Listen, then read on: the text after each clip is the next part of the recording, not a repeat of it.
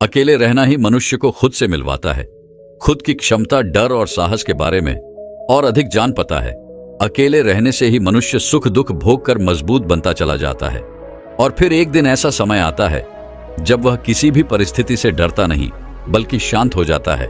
तो दर्शकों, चलिए इस विषय पर आज एक अद्भुत कहानी की शुरुआत करते हैं। दोस्तों, हम इंसानों को चाहे कितने भी धोखे क्यों ना मिले, चाहे कितने भी दुख, चाहे कितनी भी तकलीफें क्यों ना उठानी पड़े, लेकिन हम कभी भी आगे बढ़ना नहीं छोड़ते। हम हर रोज नए लोगों से मिलते हैं, नए रिश्ते बनाते हैं, ये बात पता होते हुए भी कि पिछली बार हमारे रिश्तों का क्या अंजाम हुआ था, किस तरह से हमें धोखे मिले थे। लेकिन उसके बावजूद भी हम कभी भी घुलना मिलना और रिश्ते बनाना नहीं छोड़ते। तो सवाल यहां पर यह उठता है कि क्या हम गलत है? क्या हमारे मन को यह बात समझ नहीं आती कि अकेले रहना क्या होता है, धोखा खाना क्या होता है? तो फिर हम भला अकेले रहना कैसे सीखे? यदि हम आज के युग की बात करें तो विज्ञान काफी आगे निकल चुका है, लेकिन दूसरी तरफ यदि हम वास्तविकता को देखने का प्रयास करें तो इसी विज्ञान के मदद से हमारे पास मनोरंजन के भी हजारों ने तरीके हैं, जिस कारण हम खुद के साथ ही वक्त बिताना भूल चुके हैं। जब भी हमें खाली वक्त मिलता है तो हम अपने मोबाइल का इस्तेमाल करते हैं, या तो उससे बातें करने में लगे रहते हैं, या तो फिर कुछ ऐसी चीजें देखने में लगे रहते हैं जिससे हमें कोई ज्ञान नहीं प्राप्त होने वाला, जिससे हमारा समय भी पूरी तरह से नष्ट होता चला जाता है।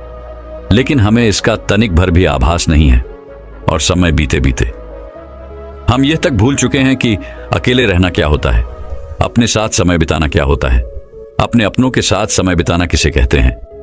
तो अब यहां पर सवाल यह उठता है कि आखिर हम अपने साथ, अपने अकेलेपन का, अपने एकांत का आनंद कैसे उठाएं? अपने साथ हम अकेले कैसे बने रहें? और यदि हम एकांत में रहते हैं तो उसके क्या क्या फायदे होंगे? इन सभी सवालों के जवाब आज की इस कहानी में हम जानने वाले हैं। तो इस कहानी को अंत तक जरूर देखिएगा, तभी आप ये समझ पाएंगे कि अकेले रहना क्या होता है, अकेले रहने के क्या क्या परिणाम होते हैं और इससे हमें क्या लाभ होता है। बहुत समय पहले की बात है, एक नगरी में एक बहुत ही धनवान सेठ रहा करता था। वह बहुत धनवान था और बड़ा ही संवेदनशील भी था। उसके पास इतना धन था कि 7 पुश्ते बैठकर यदि उस धन को खत्म करने का प्रयास भी करें तब भी वह धन कभी समाप्त नहीं होता। उस व्यक्ति के पास वह सारी सुख सुविधाएं थी, लेकिन वह व्यक्ति बड़ा ही करुणावान था, दयावान था। वह कभी किसी व्यक्ति को छोटा नहीं समझता था, न ही वो कभी किसी की मदद करने से पीछे हटता था। जब भी कोई व्यक्ति उससे मदद मांगता तो वह उसे कभी भी ना नहीं कहता। उस सेठ से जो भी मदद हो पाती वह अवश्य करता। यह बात धीरे धीरे पूरे गांव में फैल गई और सब अब उस सेठ का फायदा उठाने का प्रयास करने लगे। लोग उस सेठ के पास जानबूझकर अपने दुखी होने का दिखावा करते, नाटक किया करते, ताकि वह सेठ उन्हें कुछ धन दे दे। और वह सेठ इतना दयालु था, इतना करुणावान था कि वह लोगों की बातों पर यकीन कर लिया करता और उनको कुछ ना कुछ मदद वो अवश्य किया करता। और उस सेठ को हमेशा बस यही लगता था कि वह उन जरूरतमंदों की मदद कर रहा है जिन्हें उसकी सच में आवश्यकता है, जिस कारण उसका मन बहुत शांत रहता और वह मन ही मन बड़ा प्रसन्न भी रहा करता था। धीरे धीरे ऐसे ही कई दिन बीत गए। उस धनी सेठ का एक मित्र था। उसे जब यह बात पता चली कि लोग उसके मित्र का फायदा उठा रहे हैं, उससे झूठ बोलकर धन ऐंठ रहे हैं, तो वह अपने मित्र के पास गया और उसने उस धनी सेठ को सारी बातें, वह सारी असलियत बता दी। कैसे लोग उसका फायदा उठा रहे हैं, कैसे लोग उसका मजाक बना रहे हैं। जब उस धनी सेठ ने अपने मित्र के मुख से यह सारी बातें सुनी तो उसे यकीन नहीं हुआ। उसने सोचा कि क्यों ना मैं ही इसकी जांच पड़ताल करूं। और उसने जब जांच पड़ताल की तो उसे भी यही पता चला कि लोग उसका फायदा उठा रहे हैं, उसका मजाक बना रहे हैं। और जब यह बात उस धनी सेठ को पता चली तो उसके दिल को गहरा धक्का लगा, उसे बहुत ठेस पहुंची। लेकिन इतने समय में अब उस धनी सेठ के कई मित्र बन चुके थे। उनमें से कई मित्र सच्चे थे तो कई झूठ थे, लेकिन उनमें से कौन से मित्र सही थे और कौन गलत, यह उस धनी सेठ के लिए जान पाना बहुत मुश्किल सा हो गया था, क्योंकि वह अक्सर ही भीड़ भाड़ में घिरा रहता था। चारों तरफ उसके सच्चे और झूठे मित्र उसे घेरे रहते थे। लेकिन जब उसे इस धोखाधड़ी का पता चला तो उसने यह तय किया कि अब से वह अकेला रहेगा, एकांत में रहेगा। ना ही वह किसी से ज्यादा मित्रता रखेगा और ना ही किसी को अपना ज्यादा समय देगा। धीरे धीरे जो भी लोग अब उसके पास दान मांगने आया करते, उन्हें हवेली के बाहर से ही लौटा दिया जाता, यह कहकर कि अब वह सेठ आपसे नहीं मिलना चाहते। धीरे धीरे ऐसे ही समय बीतता गया और जो भी उस हवेली पर उस धनी सेठ के पास मदद मांगने जाता, उसे खाली हाथ ही लौटना पड़ता। समय बीतने के साथ साथ अब उस धनी सेठ को भी अपने मित्रों की याद सताने लगी, जिनके साथ वह बैठकर मौज मस्ती किया करता, गप्पे मारा करता। अब उसे वह मित्र याद आने लगे थे, उसकी याद उन्हें सताने लगी थी। लेकिन तभी अचानक उसे यह भी याद आया कि किस तरह से उसके मित्रों ने उसका फायदा उठाया, किस तरह से उसे बेवकूफ बनाया और तो और झूठा दिखावा करके कितना सारा धन उससे ऐंठा गया। यह सोचकर वह अपने किसी भी दोस्त से मिलना नहीं चाहता था, ना ही किसी की संगत में वह रहना चाहता था। वह तो बस अब अकेला रहना चाहता था, जिस कारण उसने अब सत्संग जाना शुरू कर दिया था, ताकि उसका मन लग सके, ताकि वह अच्छा महसूस कर सके। उस सत्संग में उसे कई सारे ज्ञान की बातें भी सीखने को मिलती, कई सारे ऐसे उपदेश जिससे उसका पूरा जीवन बदल जाए और दूसरों के विचार भी उसे सुनने को मिल जाते। उस सेठ को वहां पर जाकर बहुत अच्छा लगने लगा।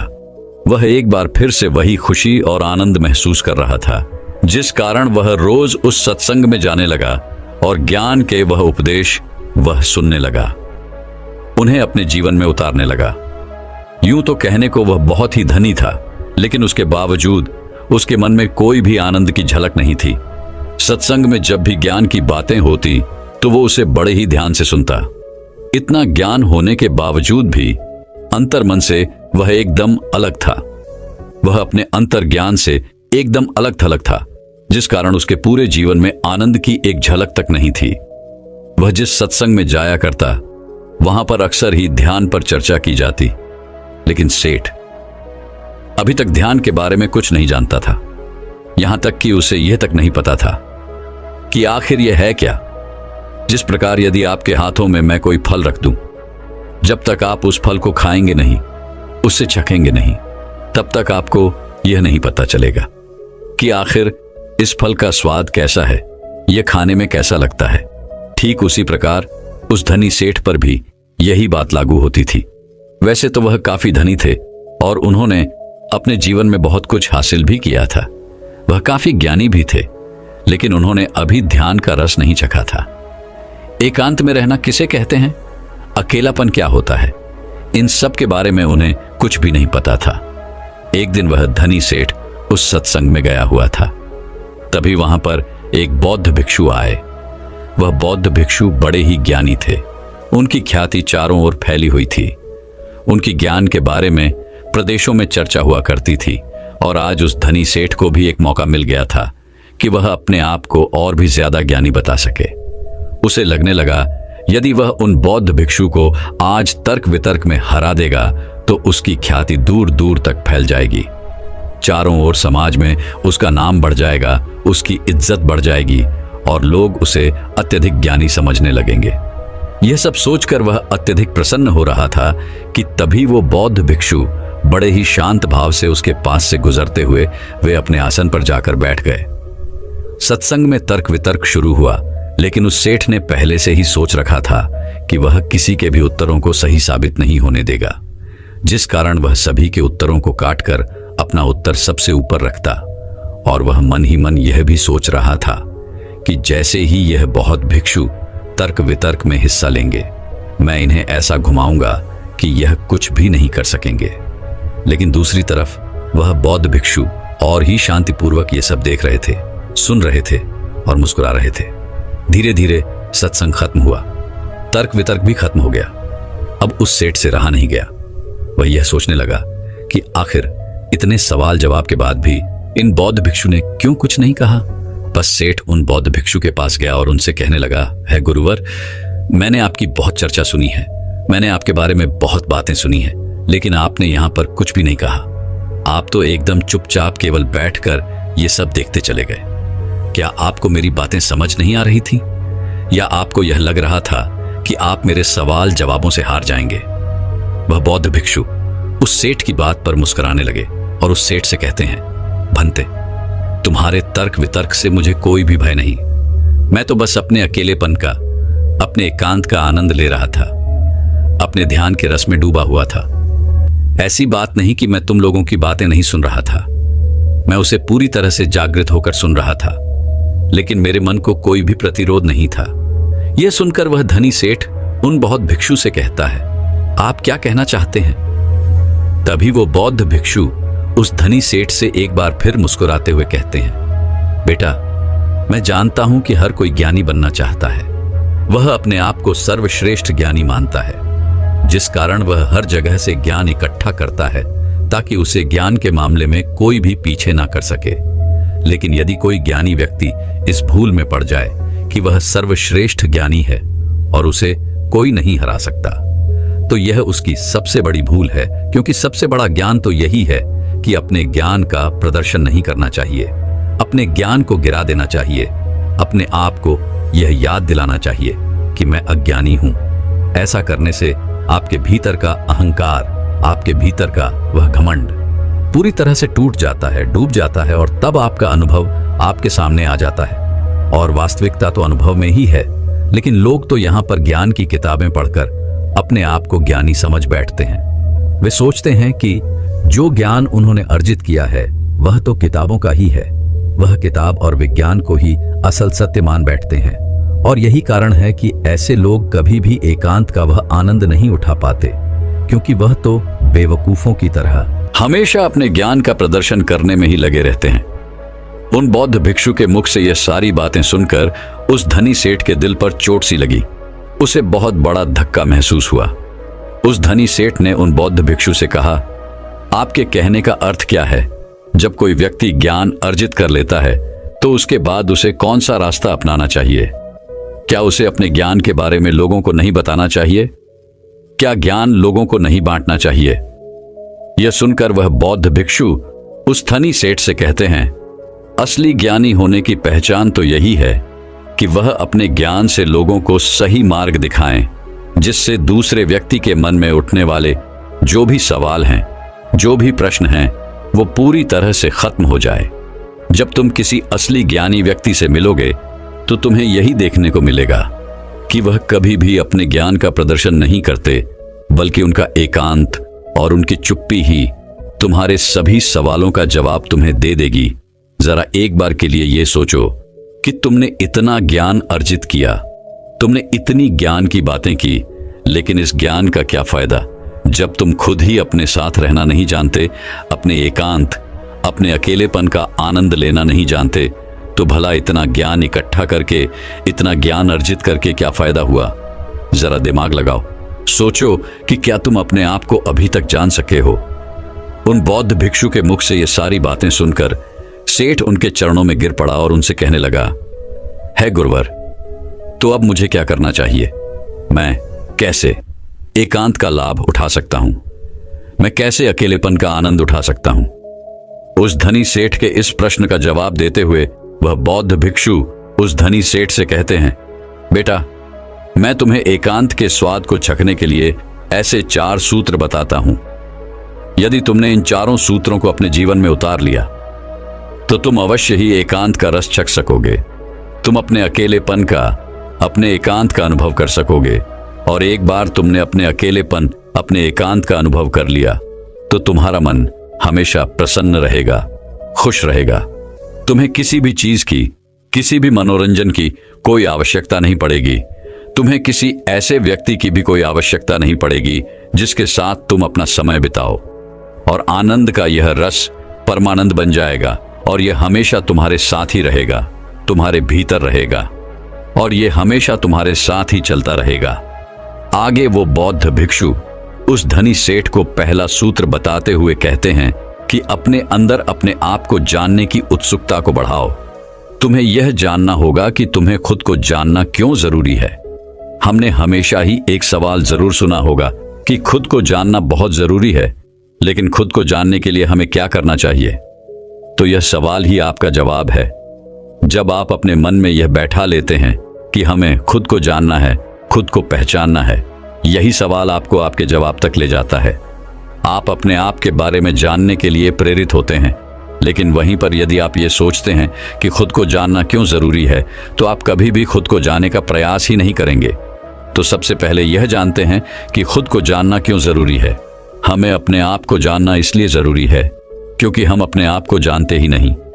जैसे यदि कोई व्यक्ति आपको कुछ भला बुरा कह रहा है जिससे आपको क्रोध आ जाता है और आप क्रोध के आवेश में आकर उस व्यक्ति से कुछ अपशब्द कह देते हैं, लेकिन बाद में आपको अपने इसी कहे पर पछतावा होता है, दुख होता है।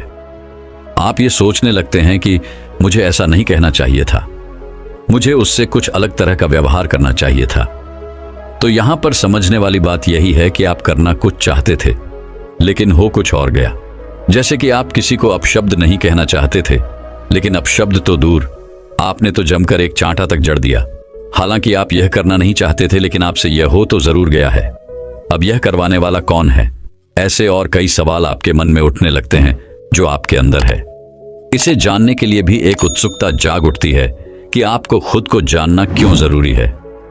यदि आप खुद को जानते हैं तो आप कभी भी ऐसा व्यवहार नहीं करेंगे, बल्कि आप उस व्यक्ति के अपशब्द पर खुद को देखेंगे, समझेंगे, परखेंगे और उसके बाद ही कोई प्रतिक्रिया आप उस व्यक्ति को देंगे जिससे बाद में आपको किसी तरह का कोई पछतावा नहीं होगा और आपका मन भी पूरी तरह से शांत रहेगा।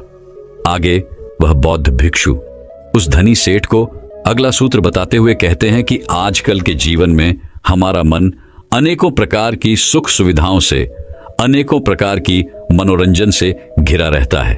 तो क्या यह सही है? दोस्तों, आपने देखा होगा कि जब आप अपने मोबाइल का इस्तेमाल कर रहे होते हैं, थोड़े समय के लिए तो ठीक है, लेकिन जब आप इसे लंबे समय तक इस्तेमाल करते हैं, अपना मनोरंजन करते हैं, तो आप अपने ही फोन से ऊब जाते हैं और फिर हमारा मन किसी और चीज में भी नहीं लगता। जिस मनोरंजन से हमारा मन खुश होना चाहिए था, हम उसी से ऊब जाते हैं और परेशान हो जाते हैं, चिंतित हो जाते हैं। इस विज्ञान ने हमें बहुत कुछ दिया है, लेकिन वहीं पर दूसरी तरफ हमें कुछ ऐसे साधन भी दे दिए हैं जिससे हम कभी भी एकांत नहीं रहना चाहते। हम हमेशा मनोरंजन में डूबे रहना चाहते हैं, लेकिन इससे हमारा एक ज्ञान छिन गया है और इसका सबसे बड़ा उदाहरण आपके हाथों में है, अर्थात आपका ये मोबाइल। आपने देखा होगा, यदि आप कहीं जा रहे हों और आपका मोबाइल यदि घर पर भी छूट गया हो, तो आप तुरंत दौड़े उसे लेने के लिए वापस घर लौट आते हैं, क्योंकि आप इसके बिना रह नहीं सकते, क्योंकि आप इसके बिना अपने आप को अधूरा मानते हैं। यदि आप इस चीज को और अच्छे से समझना चाहते हैं तो मैं आपको एक प्रयोग बताता हूं। एक दिन के लिए आप अपना मोबाइल बंद करके किसी ऐसी तिजोरी में रख दें जहां पर आप इसे चाहकर भी छू ना पाए। इसी तरह से आपको पूरा अपना एक दिन बिताना है। यकीन मानिए कि आपको यह एक दिन बिताना बहुत महंगा पड़ेगा, बहुत भारी लगेगा, क्योंकि जिस मोबाइल के जरिए आप अपना पूरा समय, पूरा दिन काट लेते हैं, जब वही आपके हाथों में नहीं होगा, तब आपको अपना एक एक मिनट काटना बहुत मुश्किल लगेगा।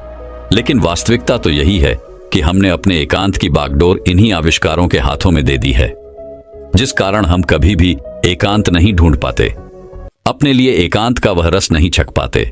आगे वह बौद्ध भिक्षु उस धनी सेठ को तीसरा सूत्र बताते हुए कहते हैं कि अपने आप को खाली रखो, क्योंकि आजकल लोग भाग दौड़ में इतना व्यस्त रहते हैं कि उनके पास अपने लिए तनिक भर का भी समय नहीं है, और जो थोड़ा समय हमें अपने लिए मिलता है वो भी हम मनोरंजन में लगा देते हैं, जिस कारण हमें अपने आप को जानना बहुत मुश्किल सा लगने लगता है।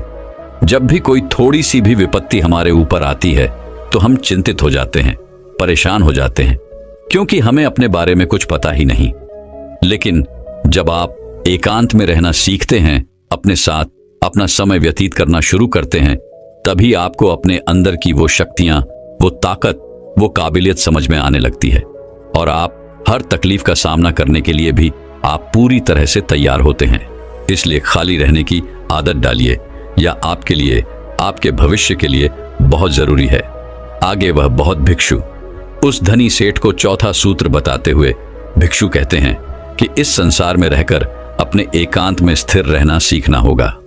ये संसार, ये समाज, जिसके साथ हम या तो बहुत अधिक लगाव रखते हैं या तो बहुत अधिक घृणा करते हैं, जिस कारण हमारे मन का एकांत पूरी तरह से उथल पुथल हो जाता है। हम ना तो अपने ऊपर काबू रख पाते हैं और ना ही हमें यह समझ पाते हैं कि यह परिस्थितियां आखिर क्यों उत्पन्न हो रही हैं, क्योंकि हमें अपने बारे में ही जानकारी नहीं होती। और यदि आप अपने बारे में जान लेते हैं, अर्थात एकांत में रहते हैं, तो आप ये भी समझ पाते हैं कि ना तो आपका कोई मित्र है और ना ही आपका कोई शत्रु। आप इस संसार में हर एक प्राणी को एक समान ही देखते हैं। जब आप ध्यान करते हैं, एकांत में रहते हैं, तब आप इतने काबिल तो हो जाते हैं कि आप इस संसार में रहकर भी इस संसार से अलग रह सकते हैं, अपने जीवन का निर्वाह भी कर सकते हैं, अपनी जिम्मेदारियां भी निभा सकते हैं। लेकिन आपके मन में एकांत इस स्थिरताओं में यूं ही बना रहेगा। लेकिन यहां तक आपको पहुंचने के लिए पहले आपको खुद के बारे में जानना जरूरी है। अपने मनोरंजनों से दूर अपने चित्त को आपको दूसरी दिशा में ले जाना होगा। खुद के साथ वक्त बिताना होगा, खुद को जानना होगा, पहचानना होगा, जहां पर आपके मन का मनोरंजन ध्यान के द्वारा होगा। और ऐसा करने से आपको कभी भी कोई भी तकलीफ नहीं पहुंचा पाएगा, ना ही आपको कभी कोई धोखा दे पाएगा, क्योंकि आपने तो ध्यान से ये जान लिया होगा कि ना तो आपका कोई मित्र है, ना ही कोई आपका शत्रु, ना ही आपकी कोई बहुत करीब है और ना ही कोई आपसे बहुत दूर। ये सारी बातें सुनकर बस एक उन बहुत भिक्षु के चरणों में गिर पड़ा और उन्हें प्रणाम करके वह वापस अपने घर की ओर लौट गया। तो दर्शकों, चलिए अब सुख दुख के रहस्य के ऊपर अगली कहानी की शुरुआत करते हैं। दोस्तों, आपने तो सुना ही होगा कि सुख और दुख एक ही सिक्के के दो पहलू हैं। जिस प्रकार हमारे जीवन में सुख हमेशा के लिए नहीं रहता, ठीक उसी प्रकार हमारे जीवन में दुख भी हमेशा के लिए नहीं रहता, और परिवर्तन ही इस संसार का नियम है। ठीक इसी प्रकार जो हमारे पास आज है वो हमारे पास कल नहीं रहेगा, और जो किसी और के पास है वो भी उसके पास हमेशा के लिए नहीं रहेगा। दोस्तों, आज की यह कहानी इसी पर आधारित है, और आज हम इस कहानी के माध्यम से यही जानने वाले हैं कि क्यों हमारे पास आज जो है उस पर घमंड न करके, बल्कि हमें अपने जीवन को शांति और सुख से जीना चाहिए। एक बार की बात है, किसी नगरी में एक महान राजा रहा करता था। उस महल में उस राजा के पास किसी चीज की कोई कमी नहीं थी। सुख, धन, संपत्ति, संपदा और यहां तक कि प्रजा भी उस राजा की जय जयकार किया करती थी। एक दिन उस राजा ने अपने महल में सभी विद्वान पंडितों को एक साथ बुलाया और उनसे कहा कि बताइए, क्या कोई ऐसा मंत्र है जो हर परिस्थिति में, हर स्थिति में, हर जगह, हर समय, हर खुशी में, हर दुख में, हर हार में और हर जीत में, लगभग हर प्रकार के सवाल में बस वही एक उत्तर काम आता हो। जब आप में से कोई भी मुझे सलाह देने के लिए उपलब्ध नहीं होगा, तो उस वक्त मैं उस मंत्र का उपयोग कर सकूं और अपने आप को किसी भी परिस्थिति, किसी भी स्थिति से बाहर निकाल सकूं। राजा का यह प्रश्न बड़ा ही पेचीदा था। यह प्रश्न सुनकर राज्य के सभी विद्वान पंडित सोच में पड़ गए, एक दूसरे से चर्चा करने लग गए, और यह चर्चा काफी लंबी तक चली। काफी सोच और काफी विचार करने के बाद उनमें से किसी को भी इसका कोई जवाब नहीं सूझा। राजा को इस बात पर बड़ा ही क्रोध आया। राजा ने कहा, क्या इस महल में कोई भी ऐसा व्यक्ति उपस्थित नहीं है जो मेरे इस सवाल का जवाब दे सके? तभी वहां पर एक बूढ़ा व्यक्ति बैठा हुआ था। वह उठ खड़ा हुआ और उसने राजा से कहा, हे राजन, तुम्हें यहां पर इसका जवाब कोई नहीं दे सकता, लेकिन मैं एक ऐसे बौद्ध भिक्षु को जानता हूं जो तुम्हें तुम्हारे इस सवाल का जवाब अवश्य दे सकते हैं। उस बूढ़े व्यक्ति की बात सुनने के बाद राजा कहता है, आप ही मुझे बताइए कि वह बौद्ध भिक्षु मुझे कहां मिलेंगे। इस पर वह बूढ़ा व्यक्ति कहता है, हे राजन, पास ही में एक छोटा सा जंगल है और वहां पर वह अपना आश्रम बनाकर रहते हैं। अगर आप चाहें तो मैं आपको वहां ले जा सकता हूं। वह राजा तुरंत ही उन बौद्ध भिक्षु से मिलने के लिए तैयार हो गया। वह राजा और वह बूढ़ा व्यक्ति पास ही के जंगल में उन बौद्ध भिक्षु के आश्रम पर पहुंच जाते हैं।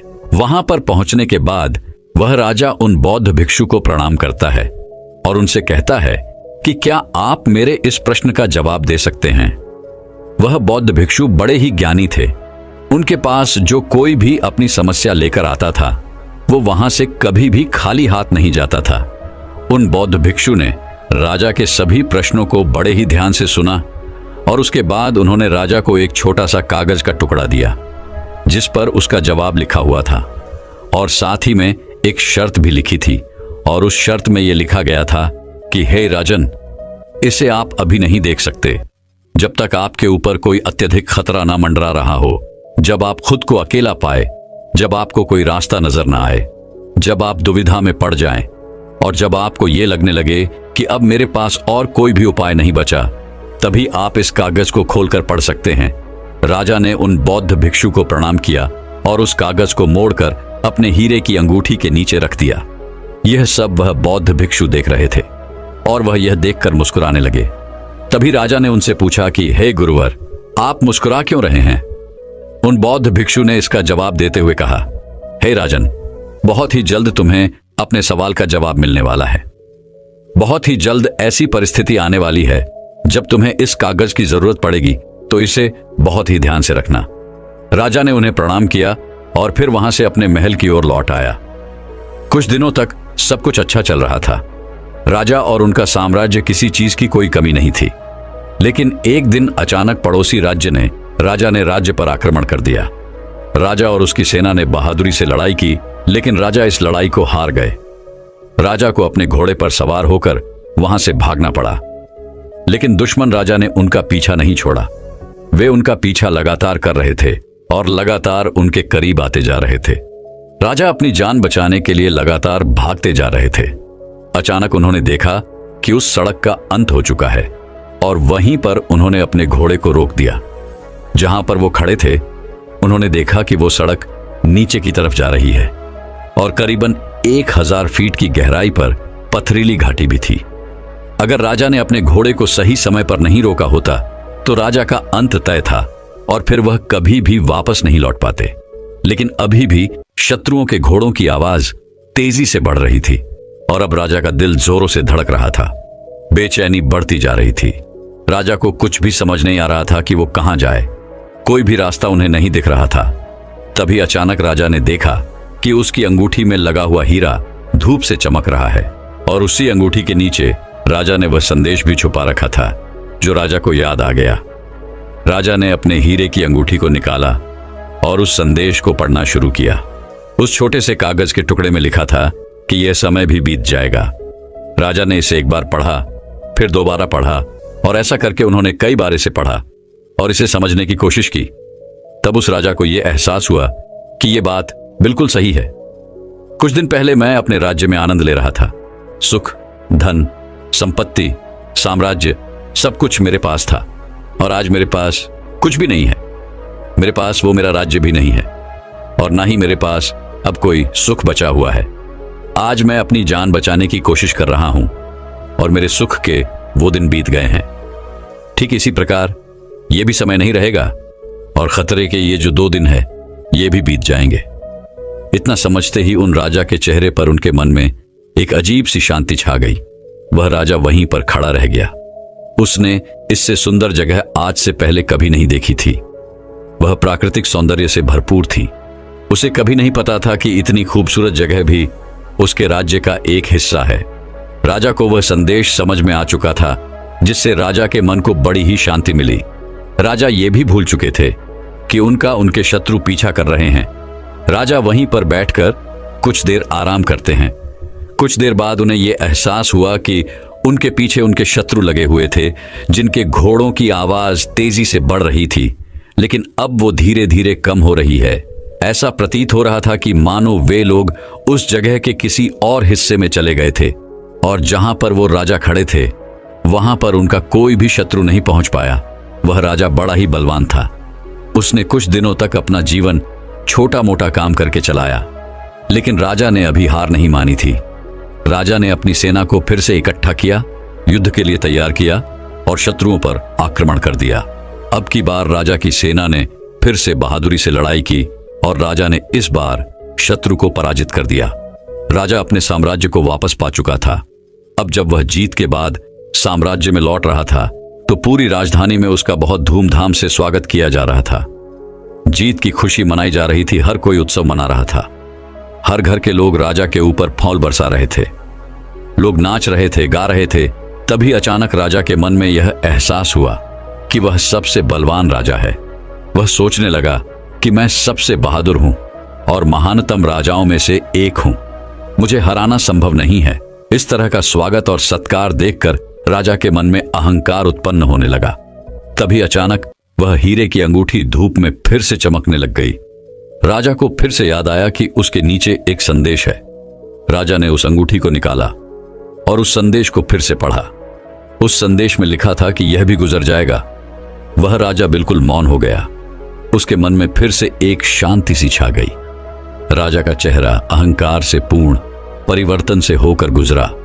वह पूरी तरह से दीनता की स्थिति में चला गया। उसने सोचा कि यदि यह भी नहीं रहेगा, यह भी गुजर जाएगा। इसका मतलब कि यह भी मेरा नहीं है। हार मेरी नहीं थी, जीत भी मेरी नहीं है। मैं तो केवल यह सब देखने वाला हूं। सब कुछ समय के साथ ऐसे ही बीत जाता है और हम तो केवल इन सब के साक्षी हैं। हम देखने वाले हैं। जीवन आता है और जीवन चला जाता है। सुख आता है, सुख भी चला जाता है। दुख आता है, दुख भी चला जाता है। ये सब लम्हे यूं ही गुजर जाएंगे। इसीलिए मुझे इनसे आसक्त नहीं होना चाहिए।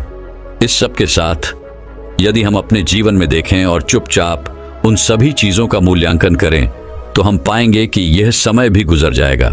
अपने जीवन में खुशी और जीत के बारे में सोचो, दुख और हार के पलों के बारे में सोचो। क्या वह स्थायी थे? बिल्कुल नहीं। वे सब आए और चले गए। ठीक उसी प्रकार यह भी नहीं रहेगा और बीत जाएगा। समय इसी तरह से बीतता चला जाता है। जीवन यूं ही गुजर जाता है। इस संसार में कुछ भी स्थायी नहीं है। सब कुछ बदलता है। परिवर्तन के इस नियम को स्वीकार करो। इस पर अपने नजरिए से विचार करो दोस्तों। हमारे जीवन में भी ऐसे कई पल आते हैं जिन्हें हम अपने जीवन से कभी भी जाने नहीं देना चाहते, लेकिन यह जीवन है, यह समय है, यह पल है जो कभी भी नहीं रुकते। जिस प्रकार हमारे जीवन में सुख आता है और चला जाता है, ठीक उसी प्रकार हमारे जीवन में दुख भी आता है और चला जाता है। इसलिए अपने जीवन को वर्तमान में रहकर जीना सीखें, क्योंकि जो पल, जो समय आपके पास अभी है, वो आने वाले समय में आपके पास नहीं होगा और तब आप केवल पश्चाताप ही करते रह जाएंगे। इससे अच्छा यह है कि वर्तमान में रहकर उन हर पलों को खुशी से जियो, जी भर के जियो, क्योंकि आने वाला समय कैसा होगा ये हम में से कोई नहीं जानता। आने वाले समय में हम दुखी होंगे या फिर खुश होंगे, ये हम में से कोई नहीं बता सकता। लेकिन आज जो हमारे पास है, चाहे वह कुछ भी हो, चाहे वह कितने पल भी हो, वह हमारे हैं और उन्हें हम खुल के जी सकते हैं, उनमें खुश रह सकते हैं। तो भला हम इन कीमती पलों को ऐसे ही व्यर्थ क्यों जाने देते हैं? क्या आपने कभी विचार किया है, सुख और दुख एक ही सिक्के के दो पहलू हैं। ये कभी भी स्थायी तौर पर नहीं रहेंगे, ये भी बीत जाएंगे। आप इस बदलाव के सिर्फ और सिर्फ एक साक्षी हैं। इसका अनुभव करो, समझो और अपने जीवन को हर पल खुशी से जियो। और जब भी आपका कोई कठिन समय आपको परेशान कर रहा हो, तो बस एक बात याद रखना कि यह भी ज्यादा समय के लिए नहीं है। इसका भी समय आएगा, किसी न किसी दिन और किसी न किसी क्षण यह भी गुजर जाएगा। दोस्तों, मैं उम्मीद करता हूं कि यह कहानी सुनने से आपके जीवन में अच्छे बदलाव आए होंगे। आपको इस वीडियो से क्या सीखने मिला ये कमेंट करके जरूर बताएं और अपने परिवार, दोस्तों या आपके करीबी इंसान के साथ ये कहानी शेयर करके उन्हें भी इस ज्ञान से परिचित करवाएं। बाकी अगर आपको ये वीडियो दिल से अच्छी लगी हो तभी इस वीडियो को लाइक कर देना, और आपने अब तक इस चैनल को सब्सक्राइब ना किया हो तो चैनल को सब्सक्राइब भी जरूर कर दें।